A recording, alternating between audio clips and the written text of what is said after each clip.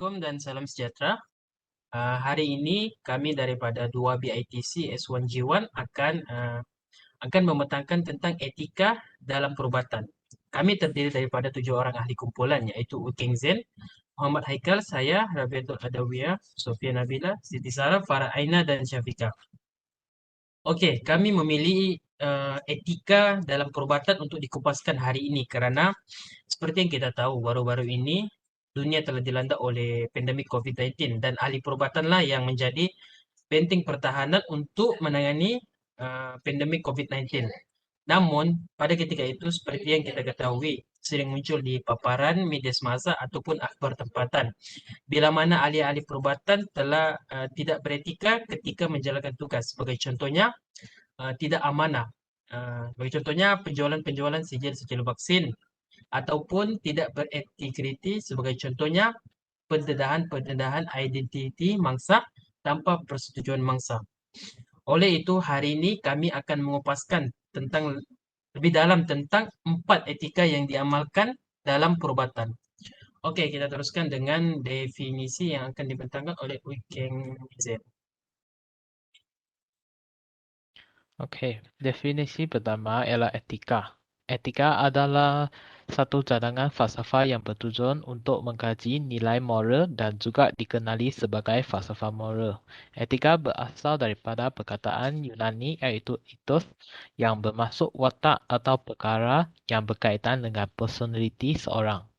Moraliti dalam etika ditarifkan sebagai sebarang kod kelakuan dalam seorang individu atau kumpulan masyarakat yang dapat diterima oleh sekumpulan orang atau budaya. Okay. Kemudian ialah definisi perubatan. Perubatan ialah sains dan amalan berkaitan diagnosis, rawatan dan pencegahan penyakit. Dalam konsep etika, perubatan mempunyai sisi kemanusiaan dengan mementingkan kesihatan dan kehidupan manusia bukan mementingkan organ dan penyakit manusia sahaja. Dalam konsep etika, perubatan ada 4 prinsip iaitu autonomi, bermanfaat, tidak memudaratkan dan keadilan.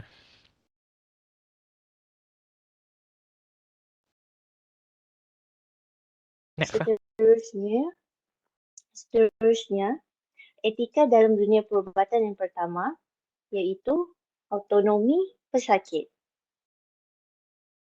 Autonomi pesakit diiktiraf, autonomi pesakit dimaksudkan dengan pesakit berhak untuk memilih rawatan buat diri mereka sendiri, namun pesakit itu sendiri perlulah faham akan baik buruknya keputusan yang dibuat oleh diri sendiri ke atas diri sendiri juga.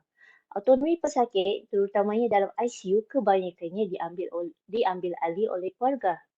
Tetapi sebelum mereka membuat satu keputusan muktamad, pesakit ataupun ahli keluarga akan didedahkan dengan maklumat yang lengkap sebelum memberikan kata putus. Tetapi pihak hospital juga berhak untuk tidak menuruti 100% keputusan pesakit dan ahli keluarga kerana kemungkinan keputusan itu akan lebih memudaratkan pesakit. Sebagai contoh dalam autonomi pesakit adalah pihak hospital perlulah menyampaikan kebenaran dan berita sesungguhnya. Yang kedua, menghormati hak peribadi orang lain. Yang ketiga, melindungi informasi yang bersifat rahsia. Yang keempat, mendapat persetujuan untuk melakukan tindakan terhadap pesakit. Dan yang terakhir, membantu orang lain untuk membuat keputusan yang penting. Seterusnya, etika yang kedua. Saya paskan. Seterusnya, etika dalam perubatan iaitu keadilan justice. Seorang profesional perubatan perlu memiliki keadilan dan prinsip etika. Seorang doktor mesti melayan semua orang secara adil mengikut etika keadilan ini.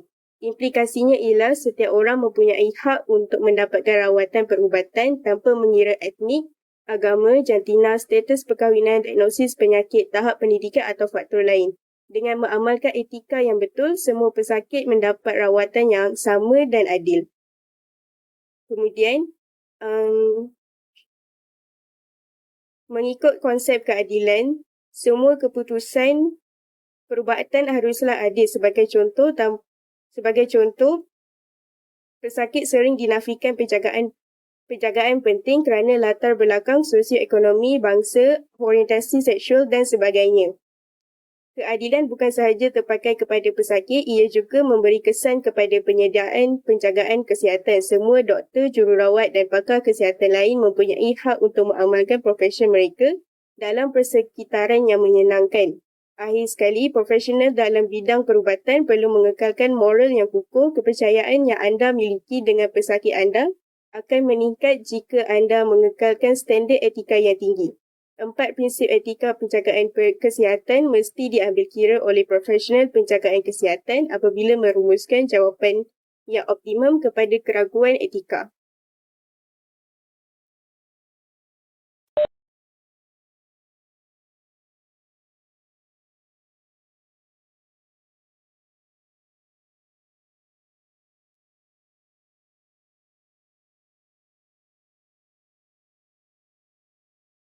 Seterusnya, rawatan perlulah untuk kebaikan pesakit. Kebaikan pesakit adalah merupakan kepentingan utama dan harus diutamakan dalam setiap keputusan yang diambil oleh doktor atau ahli perubatan lain. Ini termasuk memastikan bahawa rawatan yang diberikan adalah sesuai dengan keperluan kesihatan pesakit dan tidak merugikan pesakit secara fizikal atau emosi. Keputusan untuk menyediakan rawatan harus berdasarkan keperluan khusus pesakit individu dan perkara yang dipercayai untuk kepentingan terbaik mereka. Contoh-contoh rawatan yang mungkin diberikan kepada pesakit untuk kebaikan pesakit ialah rawatan ubat-ubatan, rawatan fizikal, rawatan pembedahan dan rawatan komplementari atau alternatif.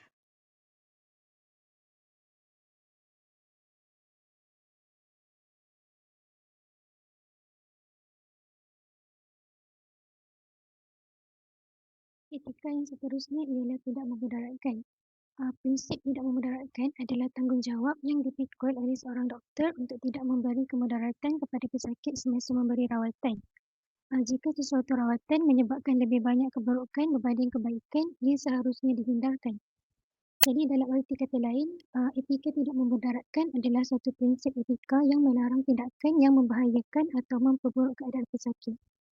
Pada dasarnya, prinsip memberikan peluang kepada pesakit, walinya dan juga para tenaga kesihatan untuk menerima atau menolak suatu tindakan atau terapi setelah menimbang manfaat dan kesan dalam situasi atau kondisi tertentu.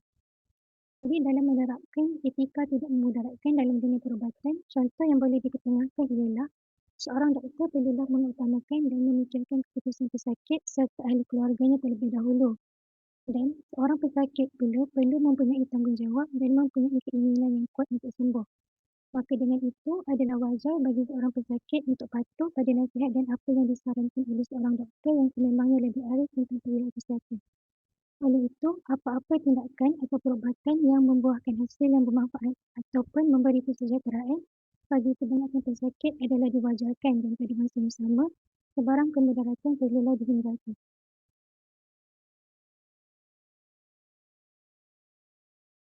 Jadi di sini kita dapat lihat bahawa etika dalam perubatan sangat penting bagi mengelakkan perkara negatif berlaku dalam kalangan masyarakat.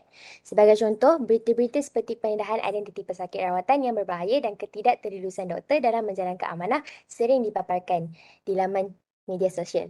Hal ini dapat dielakkan dengan 4 etika penting yang telah ditunjukkan sebentar tadi seperti prinsip autonomi, prinsip manfaat, prinsip tidak memudaratkan dan prinsip keadilan mempunyai nilai dan kesan tersendiri terhadap masyarakat sekeliling kita. Sekian, terima kasih.